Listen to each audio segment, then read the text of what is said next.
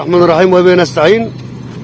في حضور الاستاذ محمد مصطفى تم حصاد بطاطس 2023 وهو زي ما احنا شايفين اهو. بسم الله ما شاء الله. اهي قدر البطاطس وبيلع قدر البطاطس وهنشوف فيها ايه. سبحان الله. الله ينور يا حاج محمد. يا ابني ساعد الرئيس بتاعك يا ابني. ساعد يا احمد. بسم الله ما شاء الله. بسم الله ما شاء الله. بطاطس حبنا. بسم الله ما شاء الله. طلع هتلاقي في الجذور يا استاذ محمد. ما خلاص بقى هي كده تعتبر استوت، لانه طبعا طالعه بدون سماد وطالعه بسم الله ما شاء الله. بسم الله ما شاء الله. بسم الله ما شاء الله. وطبعا قبل اوانها يعني المفروض تقعد مثلا 5-6 شهور.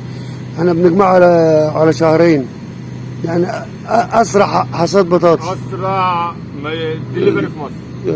فيها تاني يا محمد. بسم الله ما شاء الله. بطاطسيتين يا جماعه، اللي عايز يكلمنا على الخاص. واللي لو ما دي البطاطستين بس مش تمام والله اللي طالبه بطاطس احنا فضلنا اللي احنا نطلع البطاطس. نطلع البطاطس لو ونعمل عايزين كمثرى نطلع لك واحد. ونعمل لهم هنا بدل ما نودي. عايزين عربيه نقل تيجي ايه تنقل الكميه بتاعتها. احنا كنا مقررين لسوق العبور حط عليها شحمات او نطلعها تصدير، لكن هنوديها نفضل للشيبسي. للشيبسي اهي. فضلنا بطاطس حبنا. بالصلاه على النبي. بالصلاه على النبي.